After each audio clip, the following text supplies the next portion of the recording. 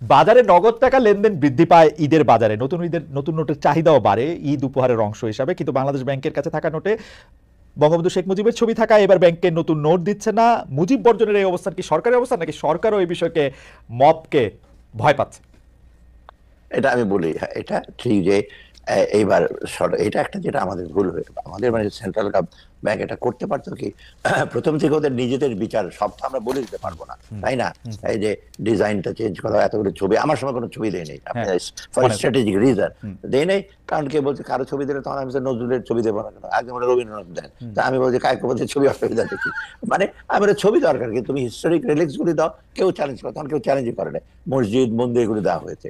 আচ্ছা যাও, এসের ছবিটা আসছে বঙ্গবন্ধুর ছবি, এখন এগুলো শেষ হয়ে যাচ্ছে, ওরা ডিজাইনটা দিয়েছে অনেক পরে এবং সেটা আমরা দ্রুত ইস্যু করেছি, এখন বলছে একটু সময় লাগবে। এটা নিয়ে কিন্তু প্রধান উপদেষ্টাও বেশ উষ্ণ প্রকার আমাকে সেদিন বলে এত দেরিতে আসছে কেন তোমার লোকজন, আমি তো আমার লোকজন তো না, এটা বাংলাদেশ ব্যাংকের করে, তো আমরা ওরা 1-2 দিনের মধ্যে দিয়ে দিয়েছি, অথবা এটা সময় লাগছে, ওরা শুরু করছে এপ্রিল মাসে দিতে পারবে। কিন্তু এখন স্ট্যান্ডটা হলো ওরা বলছে যে পুরোনো টাকা কিছু আছে, পুরোনো টাকা মানে নতুন টাকা পুরোনো আদলে যেটা আছে ওদের 500-1000 টাকা, এটা করবো কিনা।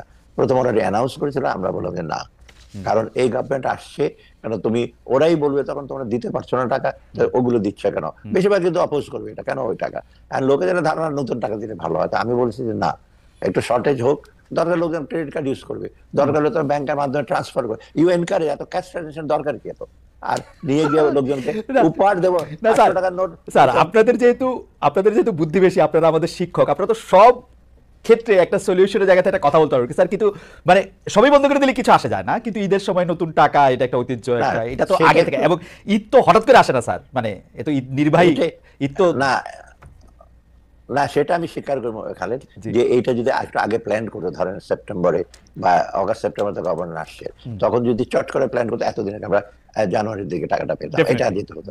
আসছে তো আমার কাছে ডিজাইন আসছে মাত্র ধরেন ডিসেম্বরের কত তারিখে, এবং প্রধানমন্ত্রী উপদেষ্টার সাথে সাথে 1-2 দিনে ওদেরকে ডেকেছে ডিজাইন, উনি ইভেন ডেকে ডিজাইনারকে আমাকে ওদেরকে পাঠাও আমার সামনে, আমি দিয়ে দিই। তো এবার এটা আনফরচুনেট, এবার নতুন টাকা ডিজাইনে তাহলে ব্যক্তি থাকতেছে না স্যার, তেমন কোনো ব্যক্তি থাকবে না। জি, ওকে। আওয়ামী লীগ সরকারের জনরোষের একটা অন্যতম প্রধান কারণ ছিল ভারতের সঙ্গে নানা চুক্তি, ডক্টর সালাউদ্দিন আহমেদ এটা নিশ্চয়ই আপনি জানেন, বিশেষ করে বিদ্যুৎ আমদানির মতো বিষয়। অন্তর্বর্তী সরকারের শুরুতেই সরকারের ভেতর থেকে বাইরে থেকে এই যে জুলাই আন্দোলনে অনেকেই ভারতের সঙ্গে যেসব চুক্তিগুলি, বিশেষ করে এই চুক্তিগুলি বাতিলের পক্ষে কথা বলেছিলেন। আপনি কিন্তু ভারতের সঙ্গে প্রকল্প চালু রাখার পক্ষে শুরু থেকেই ছিলেন, যে প্রকল্প যেগুলো আছে সেগুলো চালু থাকা। এখন আবার সরকার থেকে বলা হচ্ছে আদানির বিদ্যুৎ পুরোটাই লাগবে আমাদের, ভারত আমাদের সাথে কাছে অপরিহার্য কিনা, মানে এই অন্তত বিদ্যুৎ, যেখানে আমরা বলতেছি হচ্ছে যে শেখ হাসিনা সরকার যেগুলো চুক্তি করেছিল তার বেশিরভাগই আমাদেরকে জানায় নেয়, হঠাৎ করে আমাদের লাভ বেশি দেখে নেয়। সম্প্রতি প্রধান উপদেষ্টার মুখে আমরা শুনলাম ডক্টর মোহাম্মদ ইউনূস বিবিসি বাংলাকে বলেছেন ভারতের সঙ্গে কোনো সমস্যা নেই, সম্পর্ক চমৎকার। আপনার একটু মন্তব্য। আমি বলি ভারতের সঙ্গে কিন্তু নেইবার হিসেবে, বড় নেইবার হিসেবে, ভৌগোলিক দিকে বড়, অর্থনৈতিক দিকে অনেক বড়, এটা আমরা অ্যাভয়েড করতে পারবো না। এটা স্বাভাবিক যে ভারত থেকে কিছু আনবো না, ভারত থেকে কিছু দেবো না, এই অ্যাটিটিউডটা কিন্তু খুব প্র্যাকটিক্যাল না। তবে একেবারে ডিপেন্ডেন্সি যে ভারত কালকে আমরা দিতে থাকবো আর আমরা এক্সপোর্ট করবো, আমাদের এক্সপোর্টটা নানা রকম ডাম্পিং গ্রাউন্ড, এটা সেটা বলে আপনারা দেখেন রেখে রহিম আফরোজের ব্যাটারি ডাম্পিং করেছে, এগুলো করে, অতএব ওদের দিক থেকে তো ডেলিভারেটলি আপনার বেশি থেকে বাংলাদেশের মধ্যে একটা এসেছিল বহু আগে থেকে, এবং এখন হয়েছে রিসেন্টলি শেখ হাসিনার পতনের পরে।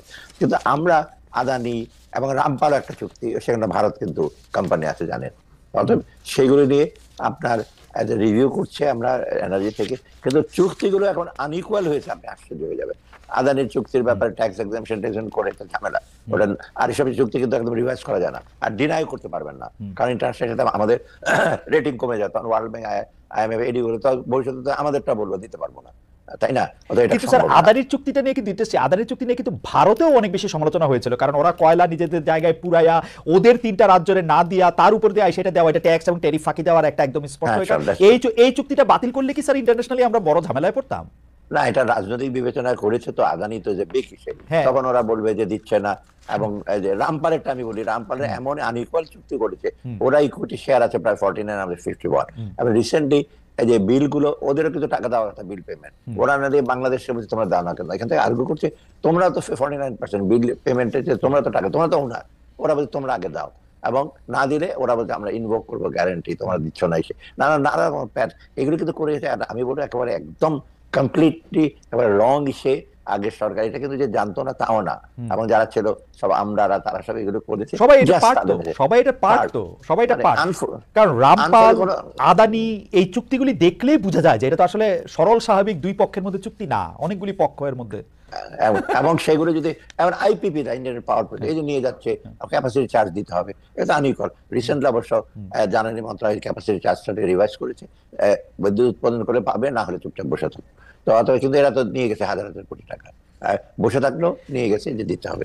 এই এই চুক্তিগুলো খুব আমি বলি এই প্রসঙ্গে আমাদের এটা এত বড় একটা বার্ডেন হচ্ছে বিদ্যুৎ, এবার রোজার সময় বিদ্যুৎ যাচ্ছে না, কিন্তু এর জন্য কিন্তু আমার বিরাট একটা ভর্তুকি দিতে হচ্ছে। বিষয় এলএনজি আনছি, পেট্রোল আনছি, গ্যাসের স্বল্পতার কারণে এটা হয়েছে, এবং এই বাজেটে একটা বিশাল অঙ্ক কিন্তু যাবে আমার ভর্তুকি ফর জ্বালানি। সেখানে জ্বালানি মানে এলএনজি আর আপনার বিদ্যুতের ডিজেল এবং পেট্রোল আনার জন্য বিরাট না, অঙ্কটা বলবো না, এটা বিশাল। অর্থাৎ এগ্রিকালচার সেক্টরে যে সাবসিডি দেবো সেই তুলনায় কিন্তু অনেক কম, সেটা আমাদের ভাইটাল। ওদের সারের ইসের জন্য আমি যেটা দেবো বা সেচের জন্য এটা অনেক কম, অর্থাৎ আমাদের বাধ্য হয়ে দিতে হচ্ছে এগুলো আনইকুয়াল ইসের জন্য। আচ্ছা, কিন্তু আপনি এটা চাইলেও এটা বন্ধ করতে পারতেন না, তাই না? আদানিরটা না না না, এটা আদানি তো আমরা কিছুদিন পেমেন্ট করা হয়নি, আদানি তো একেবারে বন্ধ করে দিয়েছে। এটা ইফেক্ট হচ্ছে আমাদের সাপ্লাই তো ডেফিসিট আছে, আদানির কোল পাওয়ার এটা আমরা পাইনি, তখন আদানিকে আমরা, ওদের বিরাট একটা ডিউ টাকা আছে, ওদের কারণ পার্সেন্ট আমরা দিচ্ছি, ওদের একটা পেমেন্ট শিডিউল নিচ্ছি, আমরা দিতে থাকবো, এবং এটা চট এখন পুরো বন্ধ করে দেওয়া যাবে না। আচ্ছা, এটা বন্ধ করে দেওয়া যাবে না। আচ্ছা, একটা ইন্টারেস্টিং জিনিস হচ্ছে যে প্রধান উপদেষ্টা প্রেস সচিব জনাব শফিকুল আলম সম্প্রতি বলেছেন এক ব্যক্তির ছেলের টিউশন ফির মাধ্যমে পাচার হয়েছে 400 কোটি টাকা। এটা আসলে কিভাবে সম্ভব? মানে আমি নরমালি বুঝি যে মানে 4 লাখ টাকা বিদেশে পাঠানো তো খুব মুশকিল, মানে আমার একবার দরকার হয়েছিল $4000 নিয়ে যেতে বাড়তি, সেইটা তো মানে অনেক কাঠখড় পোড়াইতে হয়েছিল আমার, এবং পারি নাই আমি। মানে মজার ব্যাপার হচ্ছে যে পারি নাই, পরের বছরের জন্য ওয়েট করতেছে যখন আমার কোটা আবার ওপেন হয় 10,000 টাকা। এটা এনবিআর থেকে একটা সে করেছে, ইনভেস্টিগেট করে ওরা বের করেছে ব্যাংকে, আমি বিশদ বলবো না। এনবিআর থেকে বাইর করছে, মানে ইটস এ ট্রু স্টোরি। মানে এটা ওদের ফিগারগুলো আমাকে দিয়েছে কয়েকদিন আগে এনবিআর চেয়ারম্যান, আমাকে স্যার আপনি দেখেন নাম সহ কে কার কাছ থেকে গেছে, কার কাছে গেছে সেটা আছে। এটা এখন আমরা এসে করবো না, বিরাট সেটা করেছে কারণ কিভাবে আপনি যে ট্রু স্টোরি না। কারণ আমার ছেলে তখন আমি গভর্নমেন্টে পড়তো সেটা ইউএসএ তে, একবার আমি $3000 বইয়ের জন্য পাঠাবো, স্ট্যান্ডার্ড চার্টার এমন রিফিউজ করবো, স্যার হবে না। তখন অ্যাজ এ গভর্নর আমাকে স্পেশাল পারমিশন নিতে হলো, নিয়ে তারপর পাঠালাম, তাও $3000। কিন্তু এখন এখানে পাঠিয়েছে $1 লক্ষ, $10 লক্ষ, এগুলো কিন্তু ইউনিভার্সিটির জন্য যায় নাই। ইউনিভার্সিটির যেটা হয় কি, কিছু কিছু টিউশন ফির জন্য যায় টাকা ডিরেক্ট ওইখানে, আর কিছু কিছু তার লিভিং অ্যালাউন্স, বইয়ের অ্যালাউন্স, সেটা যে বেনিফিশিয়ারি ছাত্রের কাছে যায়, সেগুলো এখন $10 লক্ষ নিয়ে বসেছে। $10 লক্ষ বই হয়তো কিন্তু এরকম একটা ভাব আসছে, এবং এটা ওভার দ্য ইয়ার, এটা 1 বছর হয় না বেশ। এবং একটা সবচেয়ে বেশি ডেঞ্জারাস জিনিস হলো, এই জন্য কিন্তু স্টুডেন্ট করে বাংলাদেশ ব্যাংকের ক্লিয়ারেন্স থাকে, বাংলাদেশের ফর্ম দিতে হয়, এবং ব্যাংক এটা কমপ্লাই করে। এইসব ব্যাংকের যারা নিয়েছে সবাই ব্যাংকের চেয়ারম্যান, ডিরেক্টর, এবং এটা ধারে না যে বাংলাদেশ ব্যাংকের ক্লিয়ারেন্স লাগবে। আমার ব্যাপারে আমি বললাম, স্ট্যান্ডার্ড চার্টার্ড ব্যাংক তো কারো ওন না, ইন্টারন্যাশনাল ব্যাংক, ওরা তো they are obliged to the international standard, ওরা বলছে দেবো না। কিন্তু বাকি ব্যাংকগুলো দেখেন মালিকরা যারা নিয়েছে, আমি নাম বলবো না এখন, নাম বলে ঠিক হবে না, ওদের ব্যাংক থেকে চেয়ারম্যান সাহেব বলেছে $10,000, $1 লক্ষ। কিন্তু ওই পারে কি মানে আটলান্টিকের ওই পারে কি এটা নিতে পারবে ওরা টাকাটা, মানে একটা ইউনিভার্সিটি, বা নাকি এটা ফেক বানায় নিয়ে তারপর নিবে, না কি করবে? ফেক বানাচ্ছে, হয়তো অ্যাকাউন্ট করেছে, আর একটা হয়তো সেই ইউনিভার্সিটির নাম দিয়ে ওখানে একটা অ্যাকাউন্ট করেছে। ওখানে ধরেন ওখানে বেশিরভাগ ইউনিট ব্রাঞ্চিং, তো ধরেন কিনটাকে শহরে আপনার ইউনিভার্সিটির অ্যাকাউন্ট আছে, সাথে আপনি আরেকটা অ্যাকাউন্ট করলেন ইউনিভার্সিটির নাম দেখেই দেখবে, মানে অনেক ফন্দি ফকির আছে।